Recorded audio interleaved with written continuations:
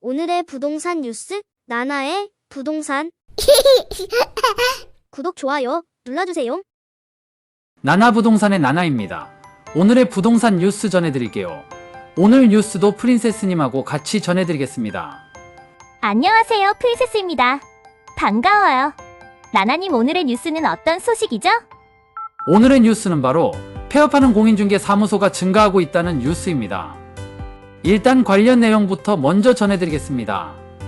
2023년 6월 23일 공인중개사 협회에 따르면 지난달 공인중개사무소는 1094개가 신규 개업하고 1441개가 휴업 혹은 폐업하며 전체 숫자가 347개 줄어들었다고 합니다.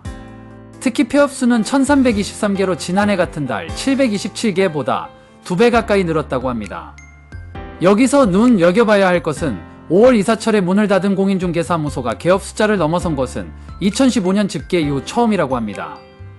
여러분이 기억하실지 모르겠지만 작년 2022년 5월 같은 경우 금리가 오르기 시작했고 그때부터 부동산 거래량이 감소하기 시작했음에도 불구하고 공인중개사무소는 1295개가 개업하고 1136곳이 문을 닫아서 문을 닫은 곳보다 신규 개업한 곳이 조금은 더 많았었습니다. 그러나 올해는 상황이 달라진 거죠. 나나님, 그럼 공인중개사무소가 감소한 거는 부동산 경기가 안 좋아져서 그렇다고 보는 게 맞는 건가요? 네, 맞습니다. 작년보다 올해 부동산 경기가 더 안 좋아졌다고 보는 게 맞는 것 같습니다. 실제 현장에서는 한 달에 매매 거래 한 건 성사시키는 게 힘들다고 하니까요. 그러면 지금 계속 아파트 거래량이 증가하고 있다는 통계가 있는데 앞으로는 부동산 상황이 더 좋아져서 공인중개사무소 입장에서 조금은 좋아지지 않을까요? 그게 꼭 그렇게만 볼 수는 없습니다. 왜냐하면 공인중개사의 주요 수입원이 물론 주택거래 매매인 게 맞기는 하지만 더 중요한 수입원은 바로 전세와 월세의 계약을 통한 중개수수료입니다. 그런데 현재 전세 사기 관련 보도가 계속 나오고 있는 상황이라 전세 갈아타기 관련 거래 건수가 많이 줄어든 상황이어서 그 부분도 당분간은 기대하기가 어려울 것으로 보는 게 맞습니다. 그 부분은 현재 공인중개사무소를 운영하시는 분들에게는 굉장히 암울한 소식이네요. 그럼 나나님, 이 부분에 관해 누리꾼들은 어떤 의견이 많은지 한번 들어보기로 하죠. 네, 한번 들어보는 게 좋을 것 같습니다. 다음은 공인중개사무소 감소에 대한 누리꾼들의 베스트 의견 들어보겠습니다. 지금 부동산 중개 수수료는 3분의 1이 적당함. 1층 상가의 복덕방만 즐비함. 90%는 없어져야 함. 부동산 투기 및 사기의 온상, 복덕방 업자들. 우리나라에 공인중개사가 너무 많다. 국가에서 부동산 중개사를 남발하여 너도 나도 자격을 따 부동산 시장에 뛰어들어 쉽게 한탕하려는 추세가 만연했다. 이로 인한 폐단, 허위정보, 허위거래로 투기 유도한 세력들이다. 불법을 야기한 세력 발본색원해야 한다. 도태시켜라. 부동산 중개업소 너무 많아요. 사명감을 가지고 하는 중개업소는 남고 함량이 미달되는 중개업소는 폐업되어야 합니다. 이참에 중개업소 한 60% 이상 없애야 합니다. 많아도 너무 많아요. 아파트 상가마다 온통 중개사무소들 뿐이고 도대체 이게 뭐하는 짓이냐고요. 착한 분도 있지만 나쁜 중개사무소도 엄청 많다고요. 이제는 한국은 부동산 투기공화국에서 벗어나야 합니다. 없어져야 함. 아무것도 책임지지 않는 공인중개사. 아니, 오히려 사기를 치는 것에 가까움. 인구 대비 중개사 비율이 미국 10배라더만. 이게 정상은 아니지. 집 대충 보여주고 비싼 수수료 받아먹고 나중에 문제 생기면 나 몰라라. 진짜 제대로 일하는 중개사는 몇 없다고 봅니다. 이번 기회에 제대로 물갈이 됐으면 하네요. 공인중개사들 상승장 때 많은 이윤을 얻었잖아요. 또 부동산 상승에 주도적 역할을 해서 이 지경으로 만드는데 일조하신 분들이니 대대손손 잘 먹고 잘 사실 거예요. 걱정 안 하셔도 됩니다.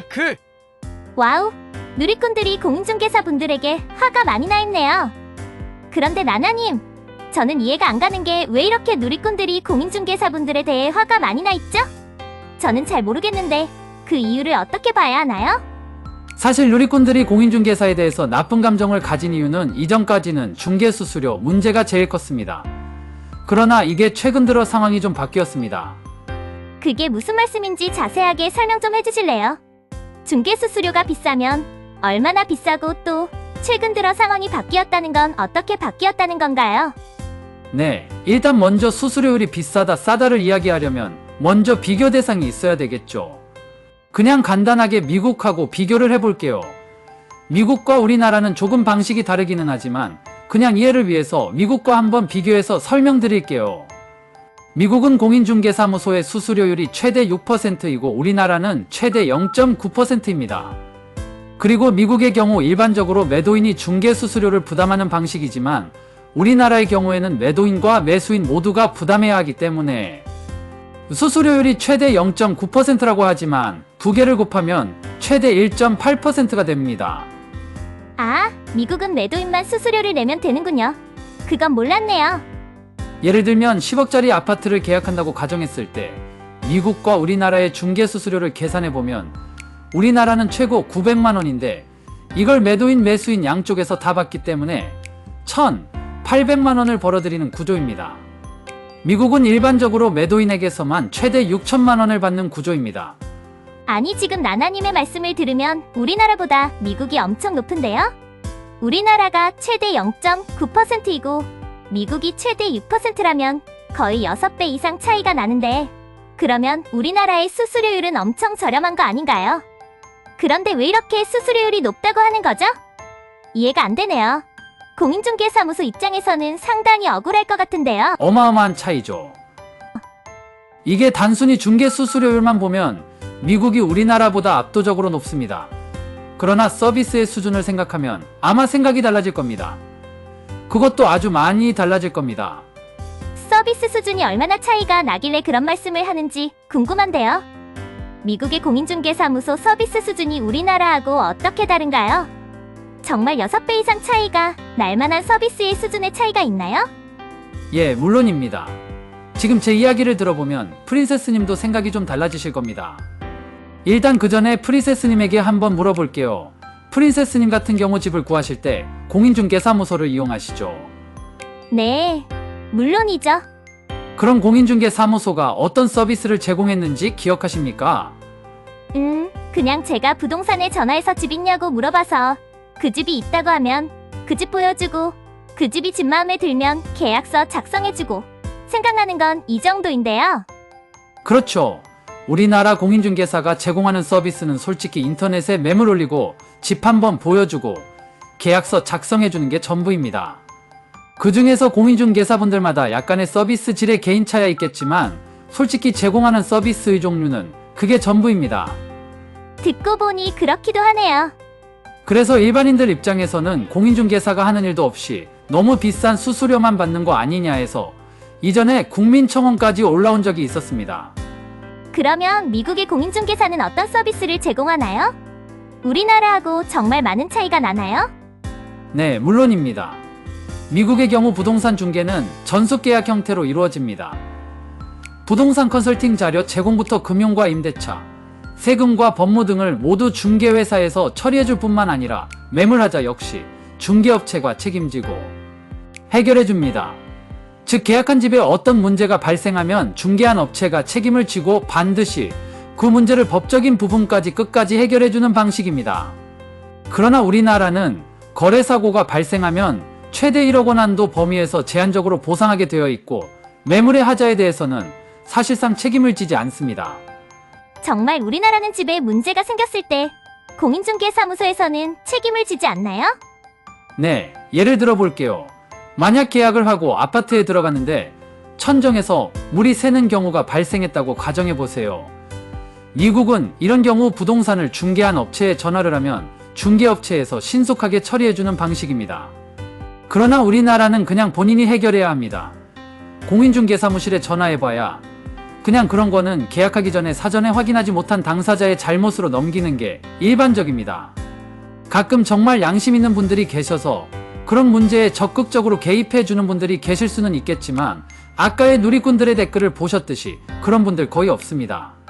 그리고 저도 수십 년간 공인중개사무소를 통해 다양한 계약을 해봤지만 사후 책임지는 공인중개사분들을 아직까지 한 분도 못 만나봤습니다. 들어보면 상당히 많은 부분에서 서비스의 차이가 나네요. 네, 뿐만 아니라 미국의 경우에는 공인중개사무소는 보통 기업형으로 운영하고 그 안에 소속되어 있는 중개사들의 역량이 우리나라하고는 비교가 안 될 정도로 상당히 뛰어납니다. 우리나라의 공인중개사를 비하하는 것이 아니라 그냥 사실만 말씀드리겠습니다. 우리나라의 경우에는 그냥 공인중개사 자격증을 취득하고 업무를 하는 게 일반적이지만 미국의 중개사들은 개업공인중개사 자격증 이외에도 주거공업, 상업용 등 전문중개사 자격증을 다시 취득해 전문성을 갖추는 경우가 많습니다. 프랑스의 경우는 개업공인중개사로 영업을 하려면 법학사나 경제학사, 대학 입학 자격, 일정 직업에서의 일정한 경험 중 하나가 요구될 정도로 상당히 고도의 전문적 지식을 요구합니다. 물론 우리나라에도 본인의 전문성을 갖추기 위해 노력하시는 분들이야 있겠지만 저는 그냥 일반론적인 말씀을 드리는 겁니다. 아, 그런 차이가 있었군요. 확실히 듣고 보니 단순히 수수료율만 가지고 비싸다 싸다고 말하기는 어려운 부분이 있네요.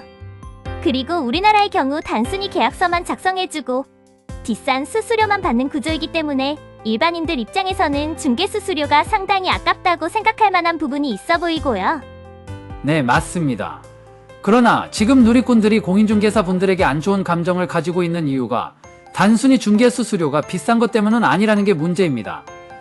몇 년 전까지는 그냥 수수료가 비싸다는 것 때문에 문제가 되었다면 지금의 누리꾼들의 분노는 단순한 비용 문제 말고 다른 문제가 있습니다. 그게 어떤 문제예요? 그건 바로 전세 사기 관련 문제 때문입니다. 지금 전세 사기 문제로 상당히 많은 분들이 고통을 받고 있고 심지어는 안타까운 선택을 하신 분들도 계십니다. 그래서 전세 사기 문제는 저도 언급하기가 상당히 조심스러운 부분이기는 한데 이건 말씀드릴 수 있습니다. 우리나라의 전세 사기에는 상당히 많은 부분에서 공인중개사분들의 책임이 있다고 보는 게 제 생각입니다. 이건 어디까지나 제 개인적인 생각이기 때문에 어느 공식적인 자료를 가지고 말씀드리는 건 아니라는 점 먼저 말씀드릴게요. 네, 그 부분은 저도 이해했어요. 그럼 나나님께서는 우리나라 전세 사기 문제에 공인중개사분들의 책임이 있다고 보시는 어떤 이유가 있나요? 아무 이유 없이 그런 말씀을 하실 나나님은 아니라고 생각하는데요. 네, 그 부분에 대한 제 생각을 말씀드릴게요. 지금 사회적으로 문제가 되고 있는 전세 사기는 빌라와 오피스텔에 집중되어 있다는 건 다 아실 겁니다. 이렇게 전세 사기가 빌라와 오피스텔에 집중되어 있는 이유는 바로 이런 종류의 주택이 매매 거래가 드문드문 있는 주택 종류라는 겁니다. 그래서 그 매물의 현재 시세를 정확히 확인할 방법이 없어요.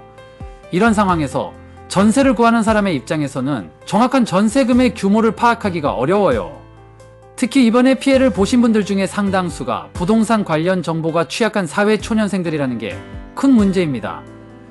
그분들은 무조건 공인중개사 말만 믿고 거래하는 경우가 대부분입니다. 저도 20대 때를 기억해보면 그때 당시 전세 계약할 때는 무조건 공인중개사의 말만 믿고 전세 계약을 했던 기억이 있습니다.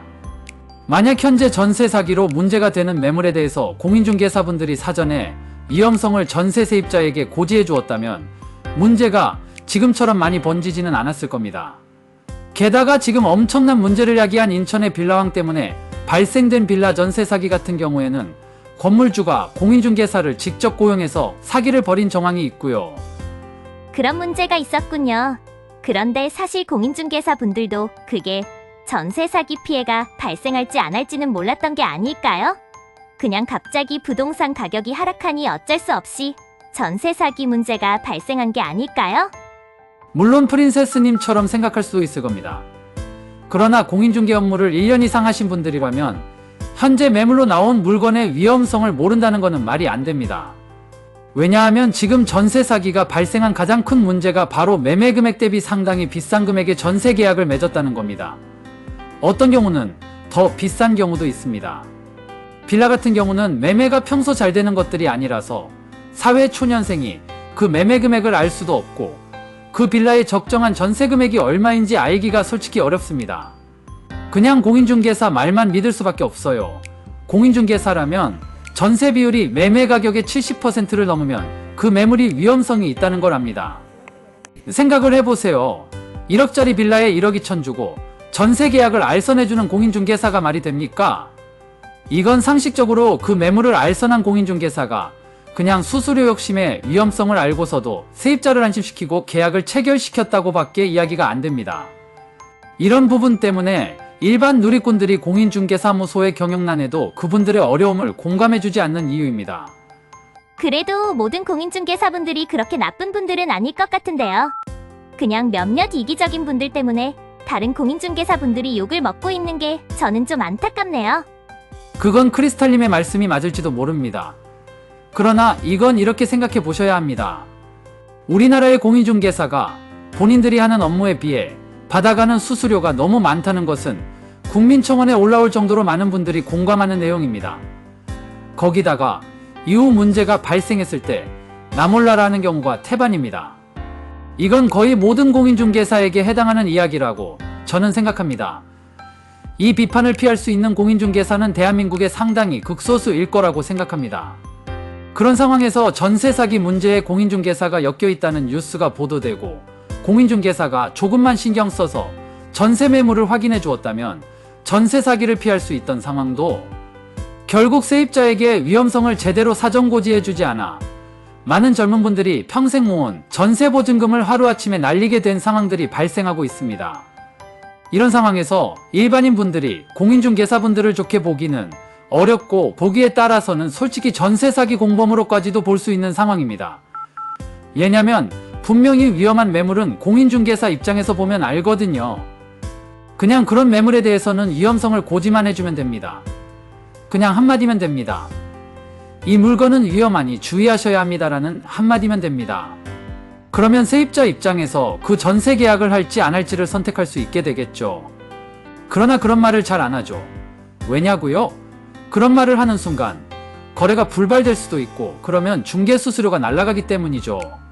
바로 이 지점이 많은 공인중개사들이 비판을 받는 이유입니다. 이런 부분에서 양심적으로 일하시는 공인중개사분들까지 비난을 받는 경우가 있기는 하지만 이건 어쩔 수가 없습니다. 이러한 후진적인 부동산 중개 문화를 유지하고 있는 우리나라의 문제일 수도 있고요. 아, 정말 어렵네요. 듣고 보니 결국 부동산에 대해 좀 더 많은 지식을 가지고 있는 공인중개사분들이 조금 더 세입자의 안전에 세심한 신경을 써줘야 할 것 같네요. 맞습니다. 이게 외국의 공인중개사와 국내의 공인중개사의 결정적인 차이입니다. 미국 같은 경우 이런 전세 제도가 없어서 직접 비교는 어렵지만 이런 계약상의 문제가 발생하면 끝까지 공인중개업체에서 책임을 지고 법적인 문제까지 서비스를 제공합니다. 그래서 공인중개 수수료가 싸다 비싸다의 이야기가 발생할 여지가 없어요. 특히 미국을 포함한 외국의 경우 에스크로 제도라는 것이 있어서 중립적인 제3자나 기관이 쌍방 대리인 자격으로 부동산 매매에 관련된 보증금이나 보증 등에 대항하는 재산과 서류 일체를 계약 조건이 종료될 때까지 보관하기 때문에 부동산과 관련한 어떤 문제가 발생했을 때 세입자가 자기 재산을 보호할 수 있는 장치도 있고요. 제가 누구를 그렇게 비판하거나 잘못을 지적하는 사람은 아니지만 솔직히 이번 전세 사기 문제에서는 공인중개 사무소 관련 분들이 비판을 좀 받아야 한다고 생각합니다. 저는 우리나라의 부동산 중개 시스템이 상당히 후진국 수준이라고 생각합니다. 우리나라의 부동산 중개인은 솔직하게 말씀드려서 매도자와 매수자 사이에서 하는 일이 서류에 도장 찍어주는 일 말고는 하는 게 없다고 생각합니다. 그리고 어떤 문제가 발생했을 때 그냥 그 중개사무소가 문을 닫아버리고 폐업하면 그만입니다. 그리고 자격증만 취득하면 누구나 할 수 있는 업무라는 게 저는 마음에 들지 않습니다. 누군가의 평생 모은 재산에 해당하는 돈을 취급하는 업무를 그냥 한 번에 자격증 시험을 통과했다고 해서 그 업무를 할 수 있는 게 너무 불합리하다고 생각합니다. 그리고 요새 경기가 안 좋아서 중개업 하시는 분들도 힘들다고 하시는데 상황이 이해는 가지만 솔직히 말씀드려서 공감은 못하겠습니다. 부동산 경기가 안 좋아서 힘든 게 아니라 중개업소가 너무 많아서 경쟁이 너무 심해서 힘든 거라고 생각합니다. 우리 주변에 보시면 공인중개 사무실이 너무 많아요. 많아도 너무 많아요. 하고 싶은 말은 많지만 너무 화가 나니 여기까지만 말씀드리겠습니다. 나나님이 이렇게 화내시는 건 정말 처음 보네요. 그만큼 이 부분에 대해 하실 말씀이 많으신 것 같아요. 그럼 오늘 이야기를 정리해보면 결국 최근 부동산 가격 하락으로 인해 폐업하는 공인중개 사무실이 많기는 하지만 일반 시민들의 입장에서 그 부분에 대해 비판적인 시각으로 바라본다는 점을 확인했고요. 또 우리나라와 미국의 부동산 중개 시스템에 대해 이야기하면서 우리나라의 공인중개사의 역할이 너무 미국에 비해 부족한 부분이 많다는 이야기와 최근 전세 사기와 관련해서 공인중개사분들의 노력이 좀 부족한 부분이 있었다는 이야기까지 나누었네요. 그럼 나나님 오늘은 시간이 너무 길어졌으니 오늘의 뉴스는 여기서 마무리하기로 하죠. 네, 프린세스님도 수고하셨습니다. 여기까지 나나부동산 오늘의 뉴스 전해드렸습니다. 저는 나나부동산의 나나였고요. 저는 나나부동산 서포터즈 프린세스였습니다. 안녕히 계세요.